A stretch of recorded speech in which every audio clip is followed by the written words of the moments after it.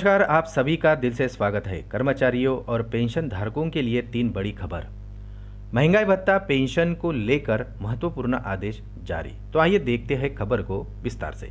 उसके पहले आपसे एक निवेदन है, अगर आप चैनल को नए हो तो सब्सक्राइब करना ना भूलें ताकि आपको हर समय ताज़ा खबर मिलती रहे, और इसी खबर को अपने दोस्तों में शेयर करना भी ना भूलें। कर्मचारी और पेंशन धारकों के लिए 3 बड़ी खबर आ चुकी है। पहली बड़ी खबर है, आपकी पेंशन में CPAO की तरफ से बड़ा बदलाव किया गया है। तो दूसरी खबर महंगाई भत्ते को लेकर है, और वही तीसरी खबर कर्मचारी और पेंशन धारकों के पक्ष में हाईकोर्ट का बहुत ही बड़ा फैसला आ चुका है।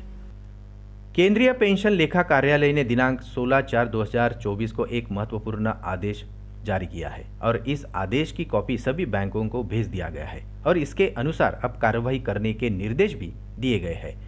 इस आदेश में कहा गया है कि अब पेंशन में 4 और नई कैटेगरी जोड़ी जाएगी, जो इस प्रकार से होती है। ऐसे कर्मचारी जिनको जबरन रिटायर किया जाता है या FR 56J का हवाला देकर अनिवार्य सेवानिवृत्ति दे दी जाती है, यानी कि जिन कर्मचारियों को रिटायरमेंट से पहले ही रिटायर कर दिया जाता है, तो ऐसे कर्मचारी अनिवार्य सेवानिवृत्ति के अंतर्गत आते हैं। अब ऐसे कर्मचारी जब रिटायर्ड होंगे तो उनके पेंशन पेपर पर क्यों लिखा जाएगा।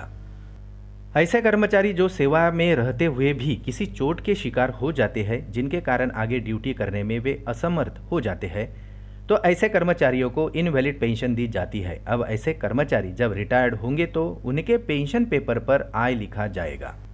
ऐसे कर्मचारी जो सेवा से बर्खास्त किए जाते हैं या हटाए जाते हैं, तो ऐसे कर्मचारियों को अनुकंपा भत्ता के आधार पर पेंशन दी जाती है। अब ऐसे कर्मचारियों के पेंशन पेपर पर R लिखा जाएगा।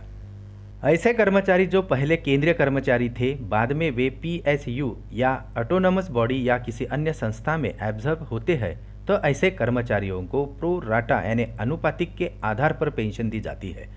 अब ऐसे कर्मचारियों के पेंशन पेपर पर P लिखा जाएगा।